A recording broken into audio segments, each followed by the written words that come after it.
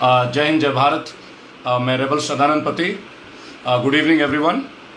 और बहुत अच्छा लग रहा है। बहुत दिनों से मैं प्रयास कर रहा था कि मैं अपनी सेव इंडिया कैंपेन की शुरुआत करूं। आप लोगों के बीच में काफ़ी पहले मैंने डिक्लेयर किया था, जैसे कि आप लोग जानते हैं। एंड मोस्ट प्रॉब्ली ये फाइनलाइज हो गया है। तो कल आप लोगों के आशीर्वाद से मैं जम्मू कश्मीर के लिए रवाना हो रहा हूं। भाई और बहनों, save India campaign rebel foundation के द्वारा आप लोगों के लिए, हमारे लिए, भारत के लिए मैंने सितंबर में इसके आगाज़ करने का प्रयास किया था। मैंने आप लोगों से वादा किया था कि मैं जम्मू कश्मीर से लेकर कन्याकुमारी के दौरे तक रहूँगा।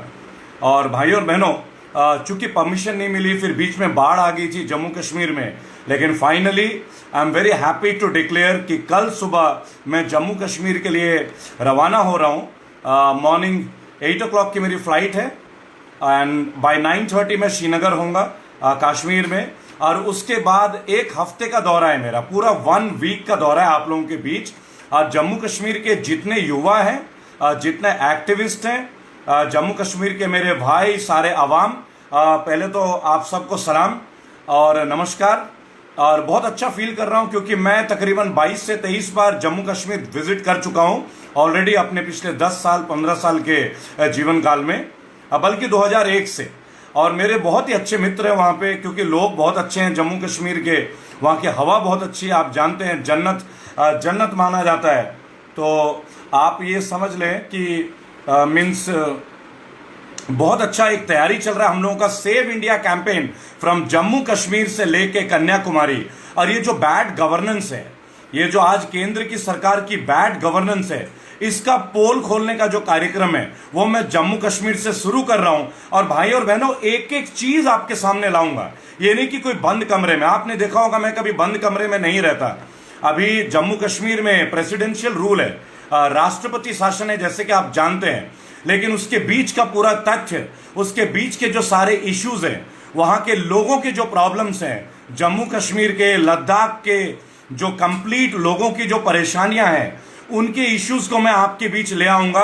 वहां के यूनिवर्सिटी में जो स्टूडेंट्स हैं, वहां के जो कॉलेज के बच्चे हैं, वहां के जो स्कूल के बच्चे हैं, वहां के जो डेली वेज के लेबर हैं, जो विभिन्न राज्यों से भारत के जो जाके जम्मू कश्मीर में काम करते हुए आए हैं, उन लोगों की समस्याएं, उन लोगों के इश्यूज, उन लोगों को क्या बेनिफिट मिला है। और आपको याद होगा 5 अगस्त 2019 को आर्टिकल 370 वहां से हटाया गया था, 370 हटाया गया था और राष्ट्रपति शासन की जो है इंपोजिशन हुई थी।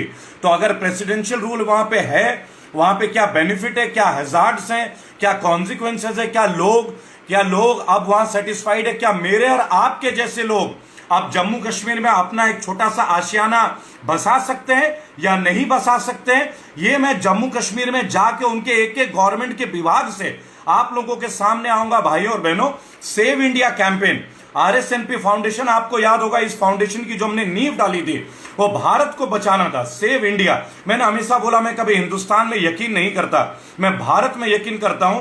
मैं भारतीय हूं तो मैं भारत की बात करूंगा। हिंदुस्तानी होना या मुसलमान होना या हिंदू होना या बौद्ध धर्म का होना या जैन होना या क्रिश्चियन होना, ये मेरे ब्लड लाइन या डीएनए में नहीं है। मेरे डीएनए में केवल एक है, I am proud to be an Indian. मैं एक भारतीय और मैं गर्व महसूस करता हूं कि मैं आपकी तरह एक भारतीय हूं। जो भी लोग मुझे आज सुन रहे हैं और जो भी लोग मुझे निरंतर लिखते हैं, और कुछ लोग कमेंट्स में लिखते हैं कि आप पॉलिटिक्स ज्वाइन कर रहे हैं, तो भाई और बहनों मुझे एक बात बताएं, आपने मुझे कभी किसी संगठन में नहीं देखा होगा। मैं आप लोगों के बीच होता हूं। मैं कभी स्कूल के मुद्दे के ऊपर आता हूं, कभी मैं इंफ्रास्ट्रक्चर के ऊपर आता हूं, कभी निर्मला सीतारमण जी के बात पे आता हूं, कभी आपने हाथरस का कवरेज देखा होगा। तो एक एज अ सोशल एक्टिविस्ट, देखिए, मेरा काम समाज को बदलना नहीं है, मेरा काम समाज की समस्याओं को लाना और उसके समस्याओं का निवारण बताना है। एज ए फाउंडेशन, जैसे कि हम लोग एक फाउंडेशन चला रहे हैं, RSNP फाउंडेशन। अभी मैं अहमदाबाद गया था, IPS संजीव भट्ट का सेव संजीव भट्ट कैंपेन, वो भी मैं कश्मीर से शुरू करूंगा, क्योंकि मैं ना हिंदू का बात करूंगा, ना किसी मुसलमान का जिक्र होगा, ना किसी क्रिश्चियन का जिक्र होगा, ना चर्चे होंगे किसी दलित भाई या जाट भाई या गुजर भाई का। अगर कोई बात होगी तो भारत की बात होगी, संपूर्णतः केवल हम देश की बात करेंगे। हमारा देश आज एक बहुत ही वैश्विक दौर से गुजर रहा है, बहुत ही नाजुक स्थिति से हम गुजर रहे हैं।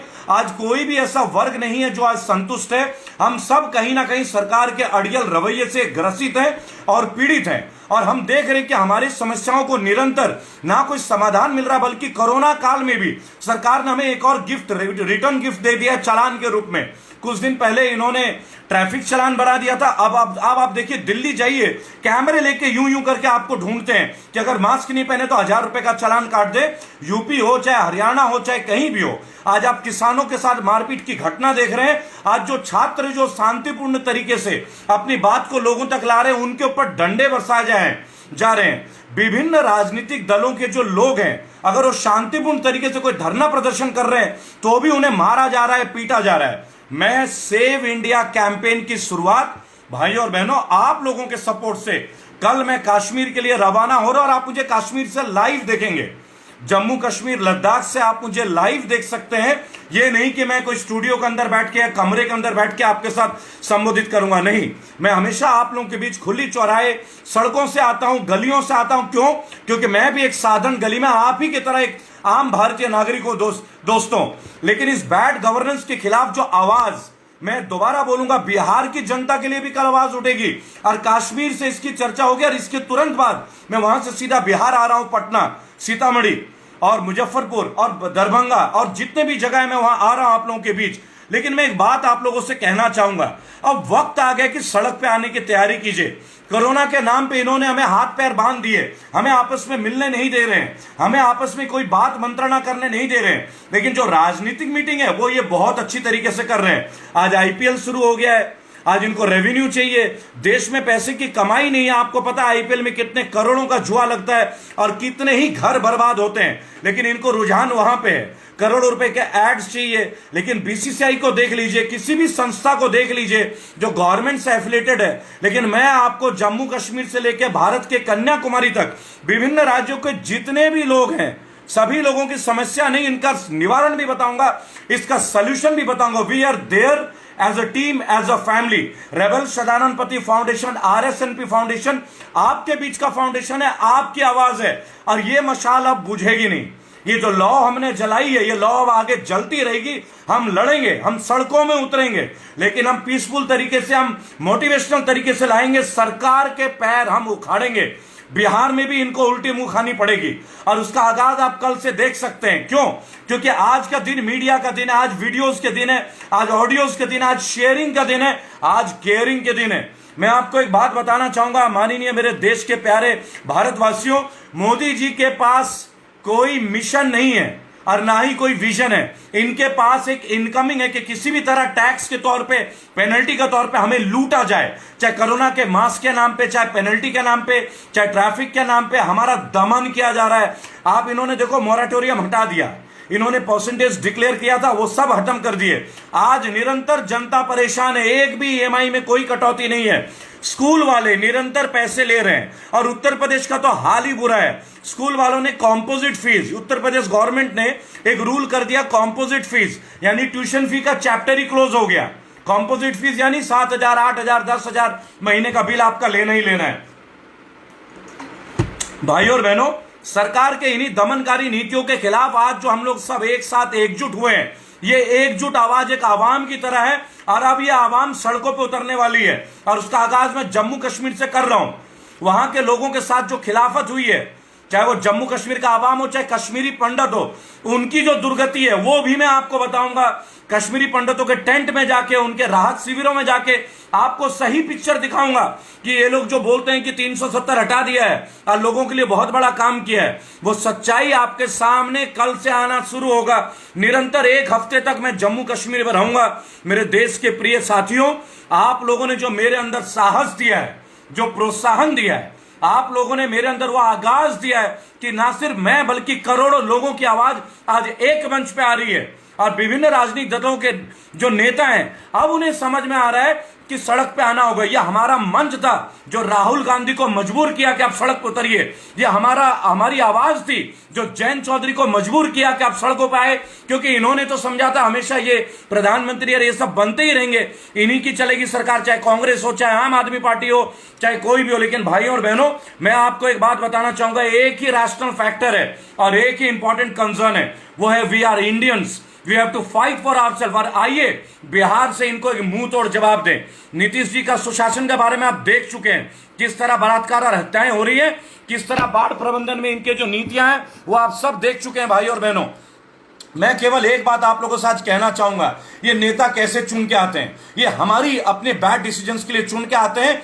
एक बार के लिए अपना मतदान जो है, अपना मन का दान कीजिए, अपने मन से अपने प्राणों से बढ़ के दीजिए। अपने निजी स्वार्थ मत देखिए, अपने निजी रिलेशंस को मत देखिए। मत सोचिए कि कौन एमएलए आपका दोस्त है, मत सोचिए कि कौन सा व्यक्ति जो इलेक्शन में खड़ा आपका पारिवारिक सदस्य है। ये देखिए कि देश के लिए वो समर्पित है या नहीं, अपने प्रदेश के लिए समर्पित है या नहीं, अपने क्षेत्र की परेशानियों को वो जानता है कि नहीं। और जब कोई व्यक्ति अपने क्षेत्र से अच्छे से परिचित हो तब उसे वोट दें। आइए बिहार के लिए कश्मीर से लेकर कन्याकुमारी तक आवाज उठाते हैं, जागरूक करते हैं लोगों को, लड़ते हैं और सही मुद्दे पे लड़ते हैं। जिन लोगों को जेलों में डाला जा रहा है आइए उन्हें जेल से रिहा करते हैं। और मैं गर्व से आपको एक बात बताना चाहूंगा कि रेबल सदानंद पति फाउंडेशन का जो व्हाट्सएप नंबर है 8800092747, ये आपका नंबर है, आपका मंच है। आप अपनी समस्याएं वीडियो रिकॉर्ड करके मुझे भेजें। मुझे जहां से भी कॉल आ रही है मैं वहां जा रहा हूं। मैं निरंतर लगातार 8 महीने से इस दौरे में मैं आज तक अपने घर नहीं रुका भाई और बहनों। निरंतर कभी बलरामपुर गया, राजस्थान, हाथरस गया। कांग्रेस सरकार ने भी बलात्कार को छुपाया, वहां की हत्या को छुपाया। उजागर करना चाहिए। राहुल गांधी की भी चुप्पी टूटनी चाहिए कि आप हाथरस तो चले जाते हो लेकिन आपको बलरामपुर का केस नहीं दिखता, आपको एक पुजारी की हत्या नहीं दिखती है। राहुल गांधी, प्रियंका जी आप उठ के हाथरस दौड़ती हैं, लेकिन जब एक पुजारी की हत्या होती है तब आपके मुंह से कमेंट तक नहीं आती है। यह किस तरह का आपका बर्ताव है? दोगले नीति नहीं चलेगी। यह देश ये नहीं देखेगा कि आप हाथरस दौड़ रहे हैं बलरामपुर, यह देश ये देखेगा कि आप सही बात के लिए खड़े हैं कि नहीं। जो सत्य के साथ खड़ा है, रेबल सदानंद पति फाउंडेशन के 11 करोड़ लोगों के साथ खड़े हैं, क्योंकि सत्य के लिए दुनिया को छोड़ा जा सकता है लेकिन दुनिया के लिए सत्य को हम नहीं छोड़ सकते हैं। भाई और बहनों, कल रेबल सदानंद पति फाउंडेशन के काफी सारे कार्यकर्ता मेरे साथ ट्रैवल कर रहे हैं कश्मीर। कल 1:30 बजे से मैं कश्मीर से लाइव होऊंगा आप लोगों के बीच। निरंतर 1 हफ्ते तक मैं लद्दाख, जम्मू कश्मीर, पुंछ, राजौरी, पंपोर, हर जगह, छानपुरा, अवंतीपुरा, अनंतनाग, हर इलाके का मैं मुआयना करूंगा। आपके बीच आऊंगा, वहां की समस्याओं को, जो सड़क से लेकर संसद तक की बातें आपके बीच लेके आऊंगा। मैंने जो आपसे वादा किया था मैं घर नहीं बैठूंगा, आपकी आवाज बन के निकला हूं। आपके आशीर्वाद से वो आगाज अब हो चुका है। जय हिंद, जय भारत।